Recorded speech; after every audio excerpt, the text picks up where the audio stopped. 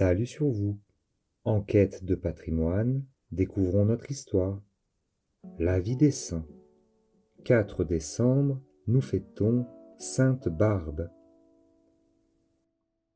Sous l'empire de Maximin, Nicomédie comptait parmi ses plus nobles habitants Dioscore, dont la fille Barbe était un modèle de beauté et de vertu.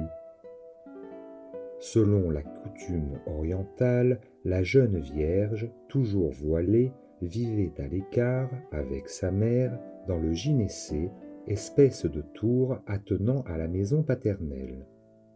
Là, des préoccupations religieuses, bien au-dessus de son âge, occupaient cette jeune intelligence, très ouverte et altérée de vérité et d'amour divin. Nos dieux ont été des hommes, se disait-elle.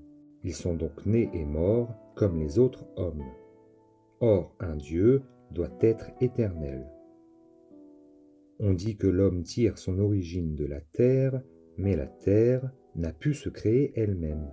Il a fallu qu'un Dieu lui donnât l'existence.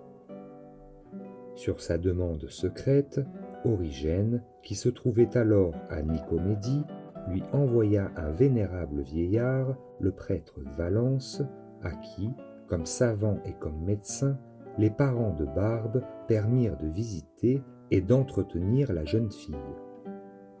Valence l'instruisit et la baptisa. Dès que son père sut qu'elle était chrétienne, il menaça de la tuer. Elle s'enfuit et se cacha sur une montagne voisine.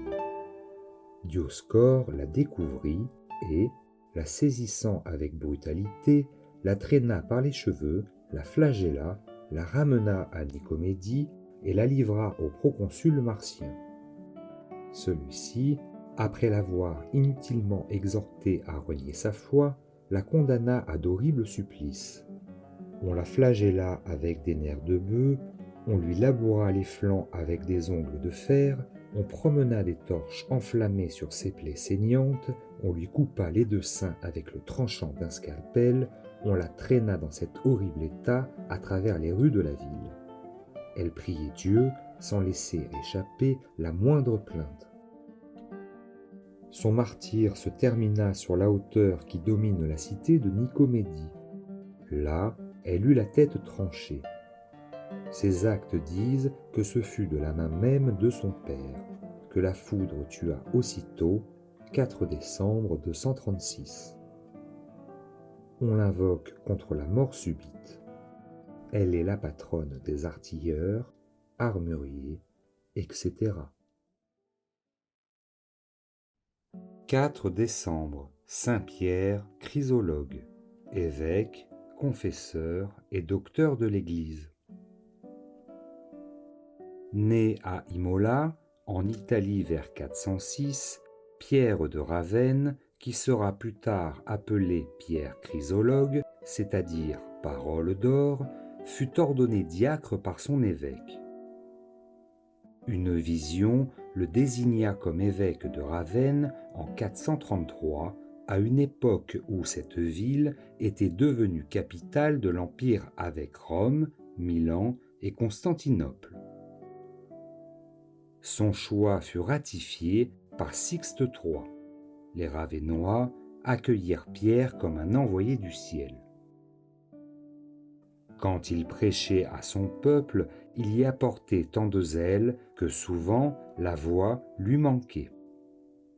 Ses auditeurs, les habitants de Ravenne, en étaient profondément touchés.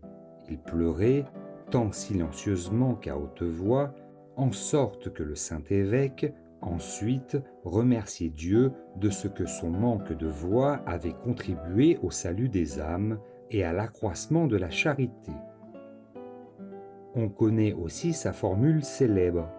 Celui qui veut rire avec le diable ne pourra pas se réjouir avec le Christ. Il nous a laissé de nombreux sermons. Ciseleur de phrases bien frappées, Saint Pierre chrysologue connaissait parfaitement les auteurs classiques dont il reprenait le style. Ce perfectionniste aimait cependant parlait au peuple avec le langage du peuple. Chose remarquable, pour l'époque, ces sermons duraient moins de 15 minutes, d'où sa déclaration significative « Un petit quart d'heure me suffit ». Sans posséder les qualités d'un Augustin ou d'un Léon, ces deux saints contemporains, saint Pierre de Ravenne parlait de Dieu brièvement et de tout son cœur. Ce défenseur de la saine doctrine débusqua et poursuivit les hérétiques de son temps, ariens, nestoriens et eutychiens. Il mourut dans sa ville natale en 450.